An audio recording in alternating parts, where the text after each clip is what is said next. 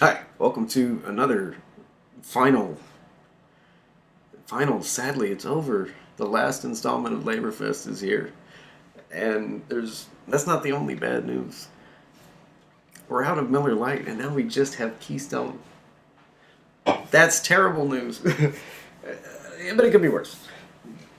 We still have the award for the best hot sauce in the super hot category, and I have two contestants that I think are gonna kind of end me, frankly, back to back. I'm kind of worried about how this is going to go, and I didn't really until just now realize what I had gotten myself into. So, on that note, stick around for a sec, and we're going to have the super hot bracket of the best hot sauces with Chili Chunn. All right, so I have a couple of very different but also very interesting super hot sauces to try today. I haven't had that many, so, The only ground rules for the super hot is that there is no extract. And if you watch this for any length of time, you know that. But in my opinion, hot sauces with extract are novelties. Hot sauces without are food products, and I'm more interested in food products. So, that being said, I'm also of the opinion that you don't really need extract, because there's some sauces out there that will absolutely take your head off. And I have two. The first one, which has got some level of social media and Reddit pop, because of its heat level. Exhorresco by Burns and McCoy. It's really delicious, though. And I've said before that this label is apt, because it is kind of like staring into the face of Medusa. Like, you're fascinated and you want to look, and you can't look away because it's so interesting and delicious. But then, then you turn to ash. Yeah, it's got the dreaded 7-pot Primo, which now I know a little more about, and I can fully appreciate how scary it is that there's so much of it in here. 7-pot Primos, oak-aged apple cider vinegar, agave nectar, yuzu juice, black garlic, salt, and spices. But yeah, it tastes fantastic. It has such a rich flavor. I erroneously said on my Wagyu steak that it had maple in it. It does not. I'm sorry. I don't know why I said that twice. I blame the Miller Lite, but it does not have maple. And the other one, which I didn't think would be nearly as hot as it was, but it was, is a delicious one with butternut squash and sweet potato and Bhut Jolokia. Karma sauce, extreme karma. Yeah, it says red pepper, and again, I've said before that any old red pepper. It says over here, Bhut Jolokia, Scorpion, Moruga, and more. But over here it says a red pepper. So always read the whole label. But then it's got butternut squash, apple cider vinegar, onion, sweet potato, honey, garlic, salt, and ginger. And I'm telling you what, this is absolutely delicious, and it's packed with flavor. But both of them, you can see, even after the marinade, there's plenty of Exhorresco left because it is hot as hell. It's hard to find a time where you're just like, oh yeah, let's go, and you want to really have a lot of it because you'll die, and you don't get to die too many times before game over, man.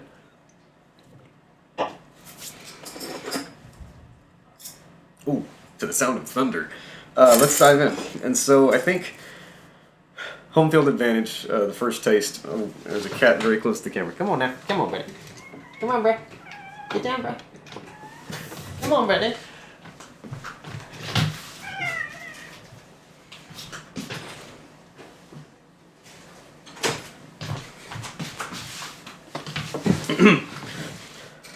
I think home field advantage or home cutting board advantage should go to the sleeper, the surprise, the one that I didn't expect.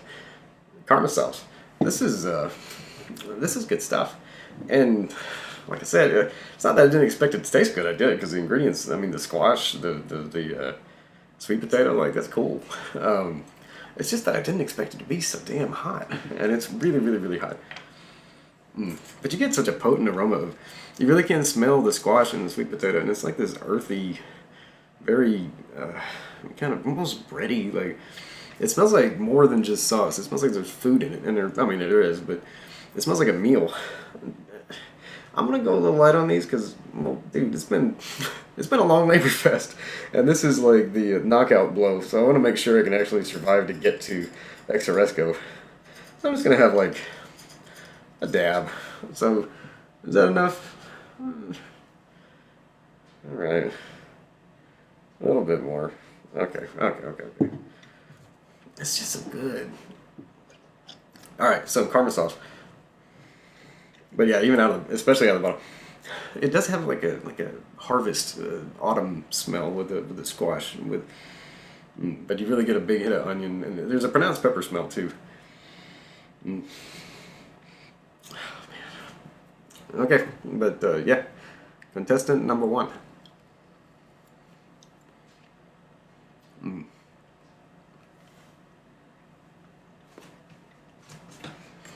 It tastes so good. And it's funny because you don't really smell um, the scorpion and the ghost pepper or the peppers at all, really, very much. You smell more the sweet potato and the butternut squash. In the, I don't get an Indian vibe from the seasons. I get more of like a straightforward, just letting the ingredients sing kind of vibe. It's a little bit of salt. There doesn't seem to be too much going on. But then you get, ooh, maybe a power outage coming, but if it gets dark in here, we'll keep going. Chili Chunn runs on batteries. Oh man, it's hot. Anyway, it's so delicious though. God dang. Oh, what I was saying though before the flicker. It's an interesting, like, you don't get too much actual like pod in your face smell. You get more of the other ingredients. And then when you take the first bite, the first hit is this sweet, earthy, like, you get the squash, the sweet potato, you get the spices, you get onion. And just moreish, like, just delicious.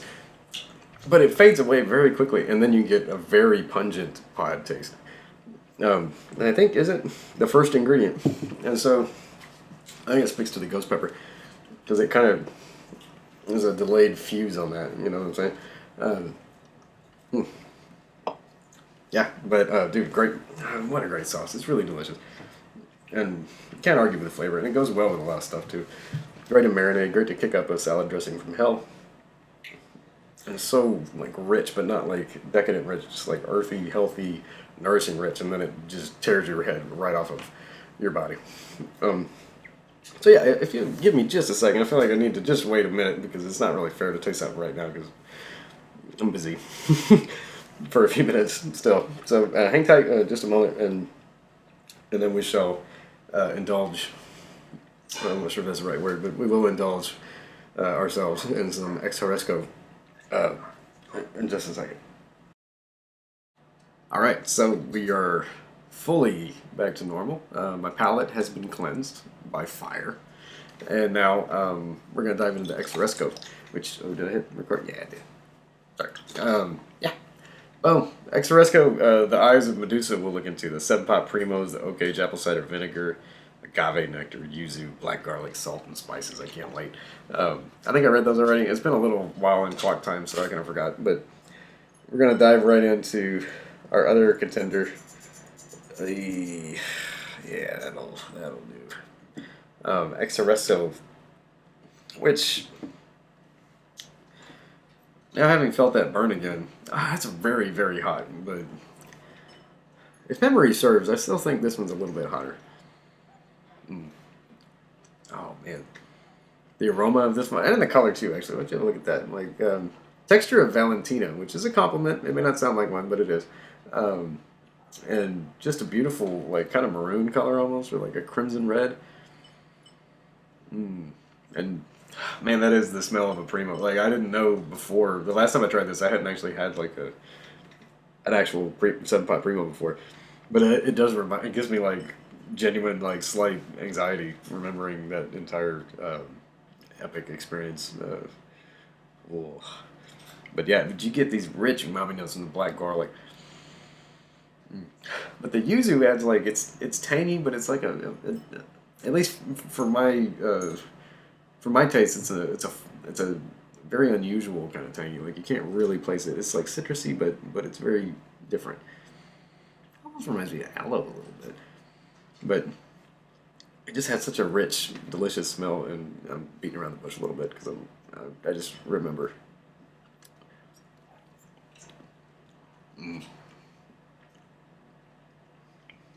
And this one you really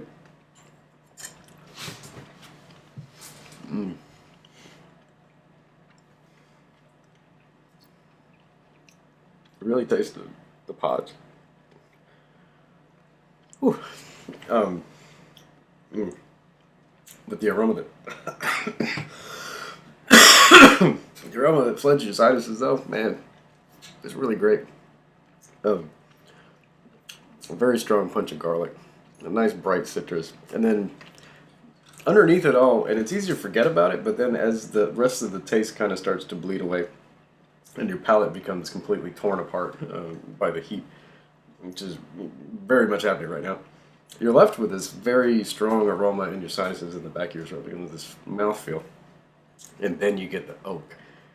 I love oak. Like, oak is the best barbecue wood, if you ask me, for most things. Like, I don't know, for like pork, I could go mesquite because you get a little tang. I think mesquite smoke's kind of tangy. Maybe that's a weird thing to say, but it is. The back of my throat. Oh, this one just, it's like Superhot did. It just jumps and grabs like a Tiberian bat, the back of your throat, and just starts ripping your tonsils out of your head. But it still tastes good. Like, it still has this rich, like, amazing aroma. Boy. Alright.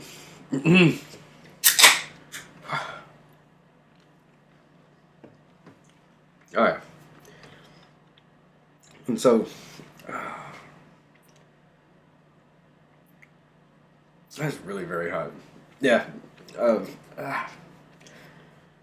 In the heat department, I have to tell you, this is, I'm not going to say way hotter, but significantly. Like, for speaking in like NASCAR terms, like, or Formula One terms. A couple car lengths. Like, it's not an easy task to close that gap, but it's not a huge gap either. But there's a significant heat gap between these. And jumping from one to the other is noticeable. I think part of it's the way they burn. This one has the ghost pepper kind of like slow, almost like, you know, comforting kind of warmth, and then it turns into, you know, a lot of pain. Whereas the Superhot is just like, hey, bro, whap, and that's it. It just blows up, and then once it's done exploding your face, it grabs the back of your tonsils and rips them and carries them all the way down into your stomach. Yeah, well, that hurts. But at the same time, you know, even with the fact that you can even eat even less of this in a normal setting as you can this, I have to say, the upfront taste, it's pretty close, very close. They're different, but in terms of how much I enjoy it, like, they're very, very similar. But as you go into the experience, this one doesn't have a ton in the aromatic department, frankly. It tastes great, but it doesn't leave a lot of stuff for you to savor while you're burning like hell. Which is the Superhot is nice. It gives you something to do while you die. But Exhorresco gives you just beautiful garlic and oak filling your sides, even still right now, even after some of the cheapest beer on the planet. Just about. I think there is some a little bit cheaper, but it's pretty close as far as I'll go. No. Except maybe sometimes. And it continues to burn longer, I think. But yeah, I have to declare the best all-natural, extract-free Superhot sauce. Wow. Exhorresco by Burns and McCoy. Oh man, it's so delicious. It's fantastically delicious. Rich aroma, beautiful tang up front. You get the yuzu, you get the agave, you get the intense taste of 7-pot Primo peppers. Without the bitterness that comes from that pod, I think just because of the sheer amount of placenta that's inside, this tempers all that really well, so you can just taste that slightly fruity, but not quite, a little bit chinitsy, just a really nice pepper taste. Then you get waves of flavor after that, and then as you burn to death in the aftermath, which I'm doing,